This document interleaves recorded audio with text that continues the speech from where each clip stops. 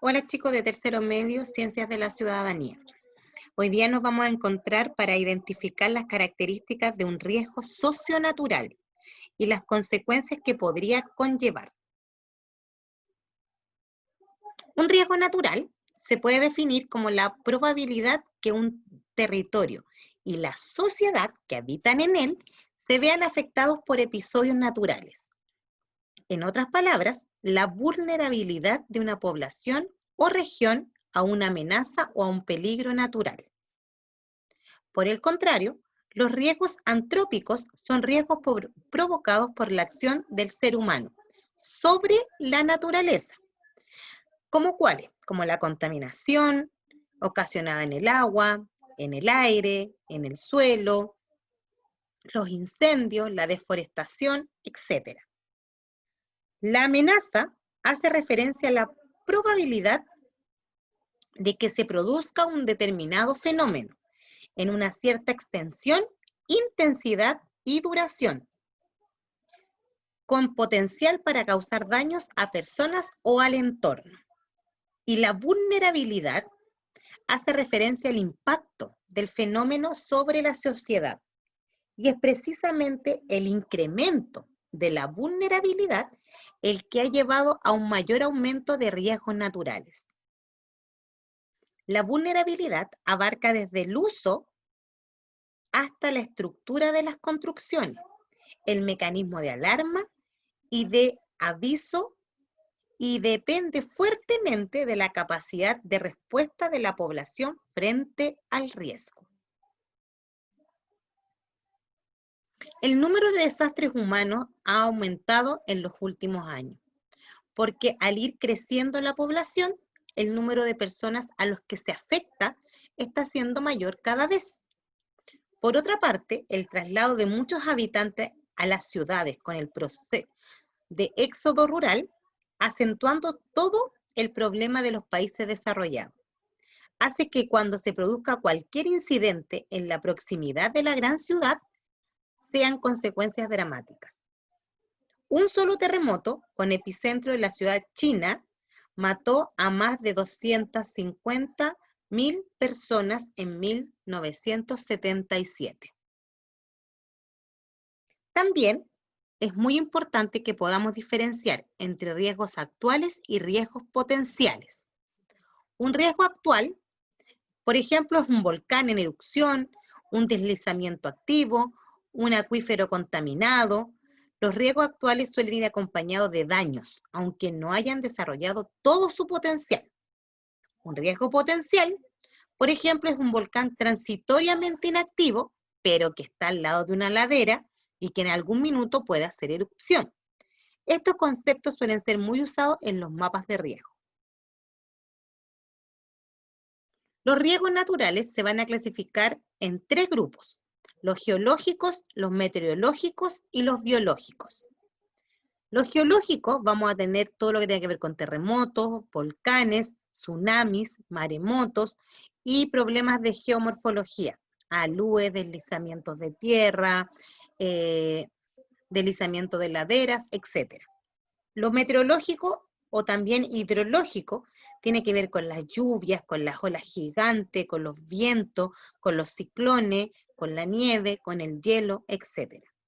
Y lo biológico tiene que ver con las plagas, con la epidemia. Y dentro del biológico también vamos a tener el cósmico, que tiene que ver con lo que esté en el espacio, con choques de objetos en el espacio o caídas de cometas, caídas de tormentas geomagnéticas, etc. ¿Qué nos están pidiendo? Que leamos este texto y después respondamos las preguntas. Dice así: estás en un paseo de curso en el lugar que siempre habías querido visitar, un lugar donde también llegan otros estudiantes de diferentes lugares de Chile. Las actividades programadas se han aprovechado al máximo. La comida ha sido diversa y muy sabrosa. Has podido hacer lo que más te gusta en tu tiempo libre. Has conocido a muchas otras personas. Llega la noche y todos se disponen a disfrutar de un gran evento que promete ser inolvidable. La música la inicia un DJ una hora después. un gran número de personas están bailando. Puedes percibir la motivación y la euforia del grupo. De un momento a otro comienza a temblar, cada vez más intenso.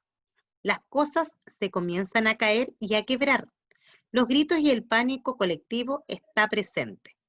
No puedes hacer nada más durante un minuto. El excesivo movimiento hace imposible que uno esté en pie. Al pasar el sismo, no sabes qué hacer. Hay personas heridas, está todo muy oscuro. A los minutos llegan personas desde afuera del recinto para informar que el sismo tuvo una magnitud de 8.1 en la escala de Richter y que el epicentro fue en el mar a 10 kilómetros del lugar donde tú estás. Se activan las sirenas y percibes que nadie en el recinto realiza un plan de evacuación. Tu celular está sin señal, la conexión a internet no funciona y tienes muy poca batería. ¿Qué piensas y sientes que harías en esa situación? Ahí ustedes, chiquillos, deben escribir realmente lo que harían. Coloquen qué harían para saber más o menos cuál es la forma que ustedes tienen para librarse de estos riesgos naturales. ¿Hacia dónde te moverías en los próximos 30 minutos después del sismo y por qué? Recordemos el tsunami del sur. ¿Dónde iba la gente y por qué? Suponiendo que durante 3 horas no te puedes comunicar con tu familia, ¿qué imaginas que podría estar sucediendo en las comunas donde habitan y por qué? ¿Qué podría estar pasando ahora en Santiago, por ejemplo? ¿Qué factores y variables piensas que es importante considerar para tomar algunas decisiones relacionadas con seguridad y supervivencia? Y por último, siendo totalmente sincero, ¿estás preparado para enfrentar una situación de emergencia? Explica. ¿Qué situación tú estarías seguro que podrías vivir? ¿Qué situación tú podrías no enfrentar? Y cuéntenme, explíquenme. Vamos a mirar estas imágenes. Está Chiloé, las Torres del Paine, Valdivia con el Calle Calle, Dichato, el desierto de Atacama, Valparaíso, el Cajón del Maipo y Quillón. ¿Cuáles lugares representados en las imágenes presentan tu percepción, según lo que ustedes ven, un menor y un mayor riesgo socionatural? ¿Por qué? Expliquen ustedes cuál creen ustedes que hay un mayor riesgo y por qué, y cuáles de esos lugares tendría un menor riesgo y por qué. Investigue brevemente los riesgos socionaturales asociados a cada lugar, si es que tenemos, y responda. Si hubieses viajado la semana pasada, ¿estás preparado para enfrentar esos riesgos?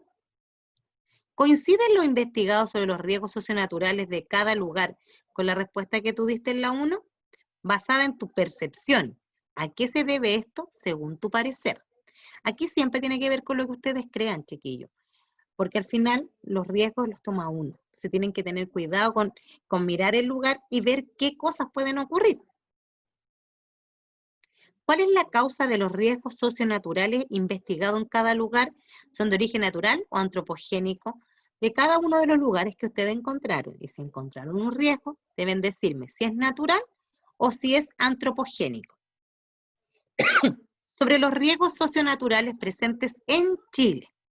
¿Cuáles son los principales en la zona norte, centro-norte, centro-centro, centro-sur y sur? Nómbrenme unos 3 de cada uno. ¿Pueden cambiar los riesgos socionaturales actuales en el tiempo? ¿Sí o no? ¿Y por qué? En general, ¿son causados por la acción humana o naturaleza? Y por último, ¿de qué sirve conocerlo?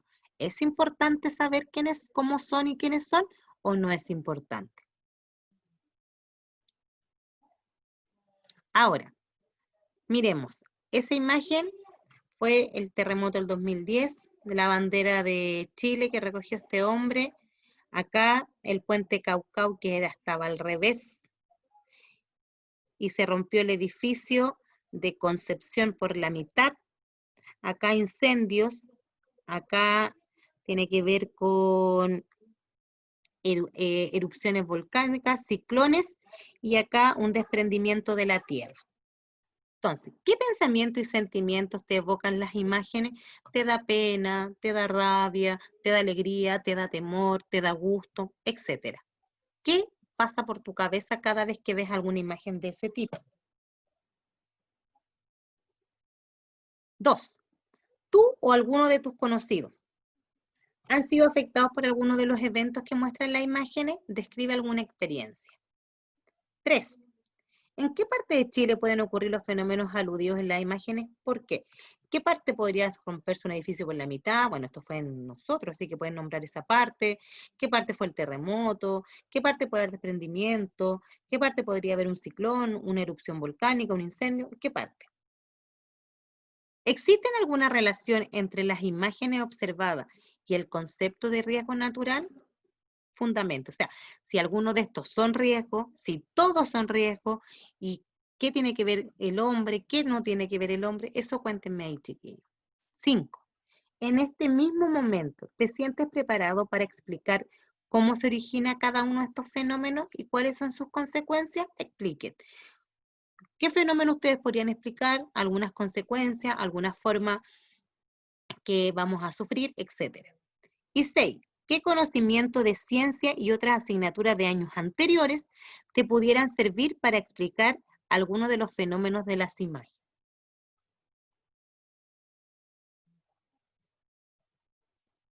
Luego de una agitada semana, una familia en el norte de Chile consigue reunirse con motivo de una celebración de cumpleaños en un grupo diverso en edades, intereses y oficios.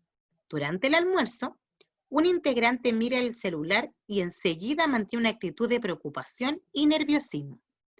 Pasado 30 minutos dice, siento interrumpirle, pero tengo que contarles algo urgente. Me acabo de enterar a través de una noticia en Facebook que hoy en la noche habrá un terremoto en esta región y que se activarán todos los volcanes. Miré en internet y dice lo mismo. La familia queda desconcertada. 1.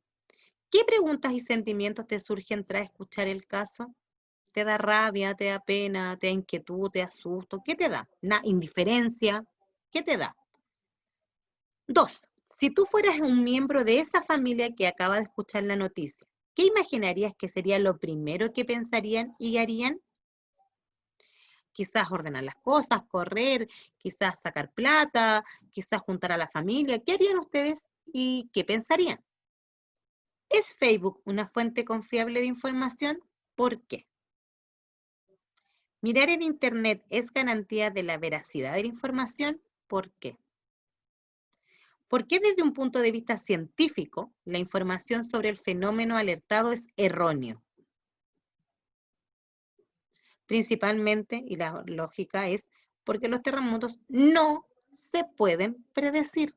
No ha existido nada hasta el minuto que pueda predecir un terremoto, ni menos una erupción volcánica. ¿Cuáles podrían ser las consecuencias de asumir como verdad una noticia como la escuchada? ¿Qué pasa en la población? Un susto terrible. ¿Qué pasa? Cuéntenme, hay una angustia. O sea, es terrible de repente llegar y creer noticias falsas, porque la gente lo pasa mal.